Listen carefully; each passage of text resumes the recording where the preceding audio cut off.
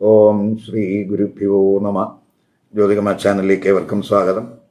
ഇന്ന് ഞാൻ ചർച്ച ചെയ്യുന്നത് 2026 ജൂലൈ 27 മുതൽ ഡിസംബർ 11 വരെ മീനം രാശിയിൽ ശനി വക്രത്തിലാകുന്നതിൻ്റെ ഗുണദോഷങ്ങൾ മീനക്കൂറുകാർക്കും മീനലഗ്നക്കാർക്കും എങ്ങനെയാകും എന്നുള്ളതിനെ പറ്റിയാണ്.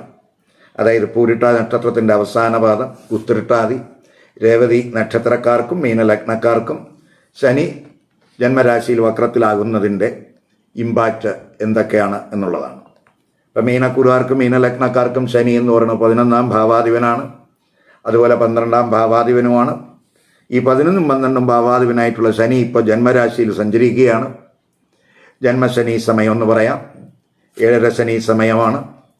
അപ്പോൾ ജൂലൈ 27 മുതൽ ഡിസംബർ 11 വരെ ആ ജന്മരാശിയിൽ സഞ്ചരിക്കുന്ന ശനി വക്രത്തിലാകുകയാണ്.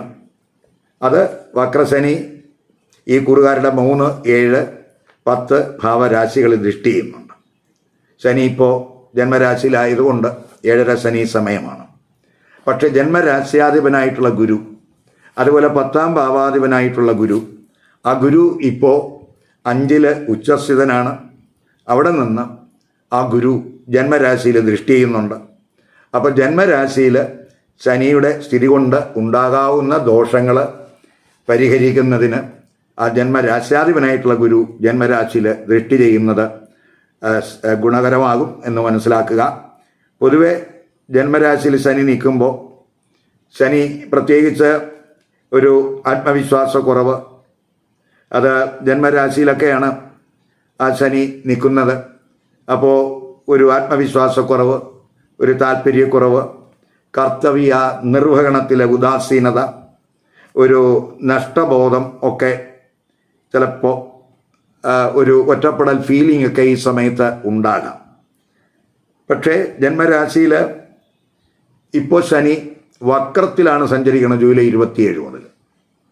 അപ്പോൾ ജൂലൈ 27 മുതൽ ശനി വക്രത്തിലാകുമ്പോൾ അത് പൊതുവെ ഈ 7:30 ശനിയുടെ ദോഷം, ജന്മശനിയുടെ ദോഷമൊക്കെ അനുഭവിക്കുന്നവർക്ക് ഒരു ആശ്വാസത്തിൻ്റെ സമയമെന്ന് പറയാം. അപ്പോൾ മറ്റുള്ളവർക്കിടയിൽ അവരിൽ നിന്നൊക്കെ ഒറ്റപ്പെട്ട് നിൽക്കുന്ന ഒരവസ്ഥയൊക്കെ നമുക്ക് മാറും. അവരുമായിട്ടൊക്കെ മിങ്കിൾ ചെയ്യുന്നതിനും അവരുമായിട്ടൊക്കെ കമ്മ്യൂണിക്കേഷൻ നടത്തുന്നതിനൊക്കെ ആ ജന്മരാശിയിലെ ശനി വക്രത്തിലാകുന്നത് സഹായകമാകും. പ്രത്യേകിച്ച് ജന്മരാശ്യാധിപനായിട്ടുള്ള ഗുരു ജന്മരാശിയിൽ ദൃഷ്ടി ചെയ്യുന്ന സമയവും കൂടെയാണ്. അപ്പോൾ ഒരു പുതിയ പുനരുജ്ജീവനത്തിൻ്റെ സമയം എന്ന് വേണമെങ്കിൽ പറയാം. അപ്പോൾ നമുക്ക് മാനസികമായിട്ടുള്ള ടെൻഷനൊക്കെ കുറയുന്നതിന് ആ ജന്മരാശിയിൽ ശനി വക്രത്തിലാകുന്നത് സഹായകമാകും. ഇപ്പോൾ നമുക്ക് ചുറ്റുമുള്ളവരുമായിട്ടൊക്കെ ഇൻ്ററാക്ട് ചെയ്യുന്നതിൽ അവരുടെ ഒരു സഹകരണങ്ങളൊക്കെ നമുക്ക് ഈ സമയത്ത് പ്രതീക്ഷിക്കാം. ഇപ്പം ശനി 11ഉം 12ഉം ഭാവാധിപനാണ്. ഈ 11ാം ഭാവാധിപനാണ് വക്രത്തിലാകുന്നത്. അപ്പോൾ നമ്മൾ വരുമാന സോഴ്സുകളിൽ, വരുമാന മാർഗങ്ങളിലൊക്കെ ഒരു ശ്രദ്ധ വേണം. പ്രത്യേകിച്ച് 11ാം ഭാവാധിപൻ വക്രത്തിലാകുമ്പോൾ നമ്മുടെ ഫ്രണ്ട്ഷിപ്പിൽ, സോഷ്യൽ റിലേഷൻഷിപ്പിൽ ഒക്കെ ഒരു അവലോകനം ആവശ്യമായിട്ടുള്ള സമയമാണ്.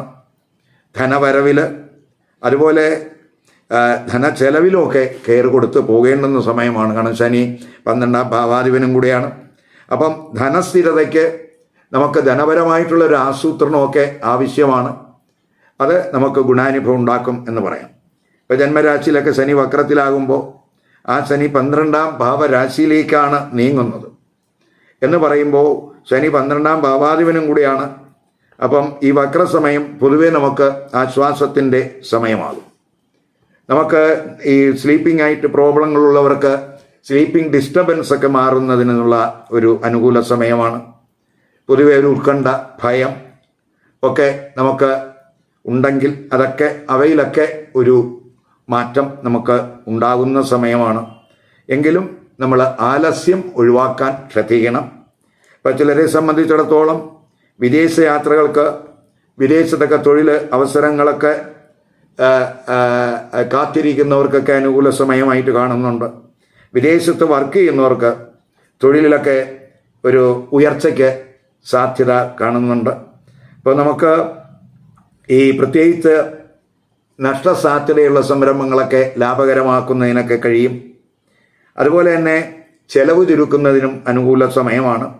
ആത്മീയ കാര്യങ്ങളിൽ, ആതുര പ്രവർത്തനങ്ങളിലൊക്കെ നമുക്ക് ശ്രദ്ധ കൊടുക്കുന്നത് പ്രത്യേകിച്ച് മാനസികമായിട്ട് ഗുണം ചെയ്യുന്ന സമയം എന്ന് തന്നെ പറയാം. എങ്കിലും നമ്മൾ ജന്മരാശിയിൽ ശനി വക്രത്തിലാകുമ്പോൾ പൊതുവെ ഒരു പരിവർത്തനത്തിൻ്റെ സമയം എന്നും വേണമെങ്കിൽ പറയാം. വ്യക്തിത്വത്തിന് ദോഷമായിട്ട് ബാധിക്കുന്ന കാര്യങ്ങൾ കഴിവതും ഒഴിവാക്കണം. നമ്മൾ കുറവുകളൊക്കെ പരിഹരിച്ചു പോകണം. അതുപോലെ തന്നെ നമ്മുടെ അപ്പിയറൻസ്, നമ്മുടെ കമ്മ്യൂണിക്കേഷൻ, നമ്മുടെ ബിഹേവിയർ, നമ്മുടെ സമീപനം, ഇവയിലൊക്കെ തന്നെ ഒരു പുനർവിചിന്തനം ആവശ്യമായിട്ടുള്ള സമയമാണ്. ചിലർക്ക് ആരോഗ്യ പ്രശ്നങ്ങളിൽ നിന്ന് ആശ്വാസം ഉണ്ടാകും. ജന്മലഗ്ന രാശ്യാധിപനായിട്ടുള്ള ഗുരു ജന്മരാശിയിൽ ദൃഷ്ടി ചെയ്യുന്നത് നമുക്ക് ഇമ്മ്യൂണിറ്റി കുറവുള്ളവർക്ക് ആ ഇമ്മ്യൂണിറ്റി കുറവൊക്കെ പരിഹരിക്കാൻ കഴിയും.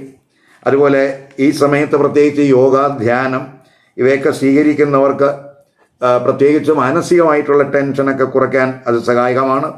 സ്പിരിച്വൽ പ്രോഗ്രസ് ഉണ്ടാകും. പൊതുവേ നമുക്ക് നമ്മുടെ ഇന്നർ സ്പേസ് നമുക്ക് വികസിപ്പിക്കുന്നതിന് അനുകൂലമായിട്ടുള്ളൊരു സമയമാണ്. വക്രശനി 3, 5, അതുപോലെ 10 ദൃഷ്ടി ചെയ്യുന്നുണ്ട്. അപ്പോൾ കമ്മ്യൂണിക്കേഷനിൽ നമ്മൾ ശ്രദ്ധിക്കണം.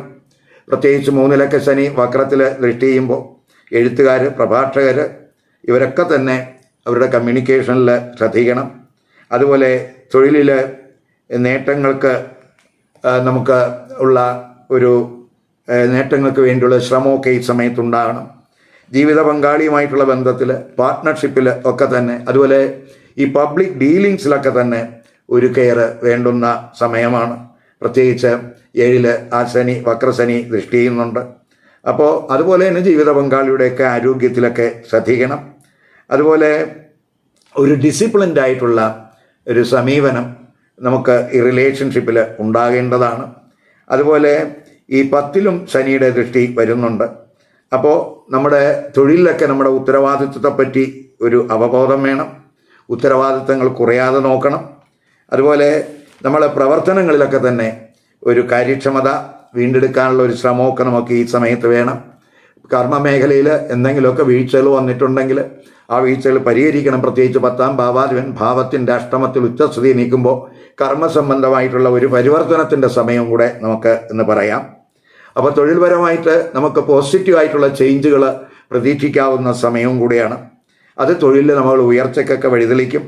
അതുപോലെ 10ാം ഭാവാധിപൻ 5 ഉച്ചസ്ഥിതനായതുകൊണ്ട് തൊഴിലിൽ ഒരു ട്രാൻസ്ഫർമേഷൻ്റെ സമയം എന്ന് തന്നെ പറയാം. ഈ വീഡിയോ ഇഷ്ടപ്പെട്ടുവെങ്കിൽ ലൈക്ക് ചെയ്യുക, ഷെയർ ചെയ്യുക. അതുപോലെ സബ്സ്ക്രൈബ് ചെയ്യാത്തവർ സബ്സ്ക്രൈബ് ചെയ്ത് കാണുക. മറ്റൊരു പുതിയ വിഷയമായി അടുത്ത വീഡിയോയിൽ കാണാം. നമസ്കാരം.